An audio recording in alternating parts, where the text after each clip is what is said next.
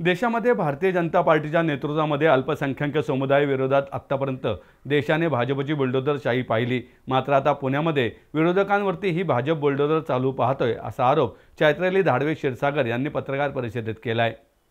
पुणे श्रमिक पत्रकार संघ येथे आयोजित पत्रकार परिषदेला चैत्राली धाडवे क्षीरसागर यांच्यासह ॲडव्होकेट आकाश साबळे, सागर धाडवे, सरचिटणीस युवक काँग्रेस पुणे शहर आदी उपस्थित होते। पुणे शहरात मागील 4 महिन्यापासून भाजप शहराध्यक्ष, माजी सभागृह नेते, पुणे महापालिका धीरज घाटे यांच्या साने गुरुजी नगर येथील कार्यालय, व्यायामशाळा तसेच नवी पेठ व लोकमान्य नगर येथील व्यायामशाळा भ्रष्टाचार आणि नंतर वीज चोरीच्या बातम्या येत आहेत।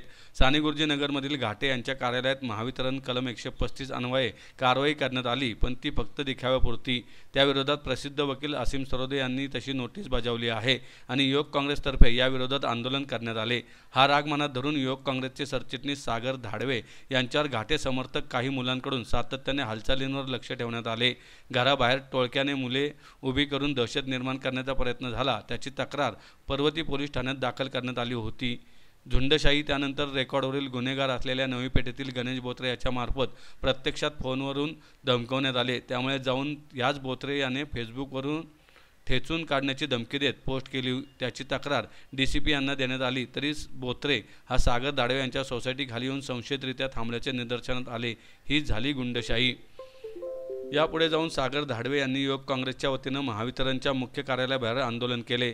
हा राग मनात धरून धीरज घाटे यांच्या साने गुरुजी नगरमधील 18 समर्थकांनी एकाच वेळी एकाच ड्राफ्टवर नावे आणि पत्ता बदलून सागर धाडवे यांच्या वडिलोपार्जित असलेल्या सुखसागर नगर येथील घर पाडण्यासाठी तक्रारी अर्ज दाखल केले आणि पुणे महानगरपालिका बांधकाम विभाग प्रशासनानेही भाजपच्या राजकीय दबावापोटी 2 तासात सुखसागर नगर येथील घरी जाऊन नोटीस बजावली। ही झाली विरोधकांना दाबण्यासाठी बुलडोझरशाही।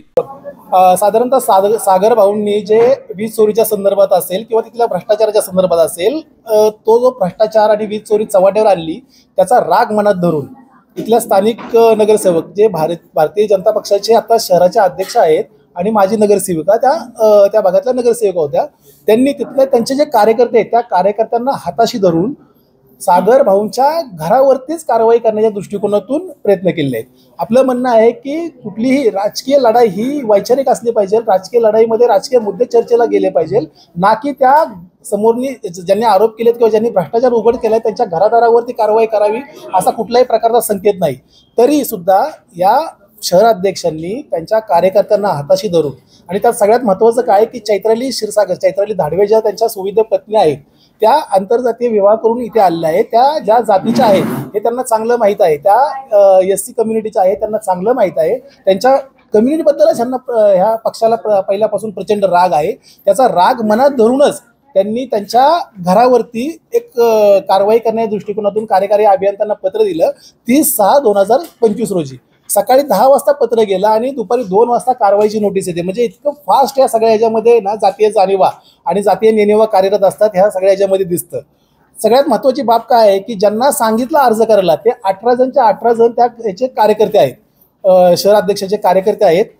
त्यांनी एका फॉर्मॅटमध्ये अर्ज केला आहे। ह्यांना त्यांच्याबद्दल वैर नसावं किंवा वैर असावं हा मुद्दाच नाही आहे। मुद्दा असा आहे की ह्यांना कशा प्रकारे डॉमिनेट करायचं, कशा प्रकारे त्रास द्यायचा आणि ह्याच्यामध्ये जातीय जाणीव कशा प्रकारे प्रबळ करायची हा दृष्टिकोन ह्याच्यामध्ये दिसतो। म्हणून आम्ही 7 तारखेला 4/7/2025 रोजी पोलिसांना, SC कमिशनला आणि वेगवेगळ्या अथॉरिटीजला पत्र दिलं की अनुसूचित जाती व अनुसूचित जमाती अत्याचार प्रतिबंधक अधिनियम 1989 नुसार 31G 31 P 31Q 32325 नुसार संबंधित 18 लोकांवरती तसेच शहराध्यक्ष आणि माजी नगरसेविका तसेच शासकीय अधिकारी ज्यांनी कारवाई केली हे सर्व जातीय जाणीवेतून झाले, त्यांच्यावरती तात्काळ या कलमाअंतर्गत फौजदारी गुन्हा दाखल करून या संपूर्ण कुटुंबियाला न्याय द्यावा अशी आम्ही मागणी केली। पुणे शहरातील चर्चेत असलेल्या व्यायामशाळा भ्रष्टाचार आणि वीज चोरी संदर्भातल्या ज्या बातम्या येत आहेत त्या भारतीय जनता पार्टी धीरज घाटे यांच्याशी निगडीत आहेत आणि या बातम्यांचा खुलासा झाल्यापासून तो सगळा माझ्यावरती मला वाटतं आता अंगलट येण्याच्या दृष्टीने एक पाऊल ते पुढे येत आहेत। सुरुवातीला माझ्यावरती काही त्यांच्या कार्यकर्त्यांनी पाळत ठेवली, त्याच्यानंतर काही गुंडांनी मला धमकी दिली आणि आता त्यांचे संपूर्ण त्यांची टीमच मला वाटतं 18 ते 20 जणांचे कार्यकर्ते त्यांचे हे आज माझ्या घरावरती तक्रारीचा अर्ज देतात पुणे महानगरपालिकेमध्ये आणि माझे जे घर आहे सुखसागर नगरमध्ये हे पाडून टाका अशा प्रकारचे ते तक्रार देतात। याच्यावरनं मला वाटतं भारतीय जनता पार्टी ही आता बुलडोझरशाहीवर उतरलेली आहे. आणि या सगळ्या प्रकरणामुळे मी, माझे कुटुंबीय, माझी पत्नी आम्ही सगळे घाबरलेलो आहोत.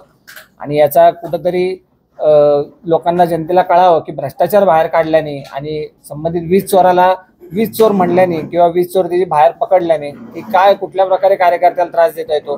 हा एक प्रकारचा त्रास नाही, अशा अनेक प्रकारचे, माझा व्यवसाय आहे इंटरनेट सर्व्हिसचा, त्याला सुद्धा त्रास देण्याचा बराच प्रकार घडलेला आहे. आणि इतर अनेक गोष्टी आहेत त्या त्रास द्यायचा प्रयत्न चालू आहे.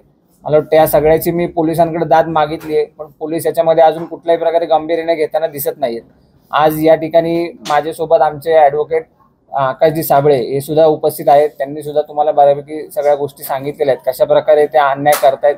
आज माझा आंतरजातीय विवाह जो आहे तो मोडकळीस आणण्याचा सुद्धा प्रकार हा धीरज घाटेंच्या कार्यकर्त्यांमार्फत आणि सगळ्या त्यांच्या सत्ताधाऱ्यांमार्फत व्हायला लागलेला आहे. आणि याची मी दाद, मला वाटतं मी सगळ्या गृहमंत्री, मुख्यमंत्री या सगळ्यांकडे मी हे पत्र पाठवलेलं आहे की मला याच्यामध्ये तुम्ही अभय द्या कुठेतरी.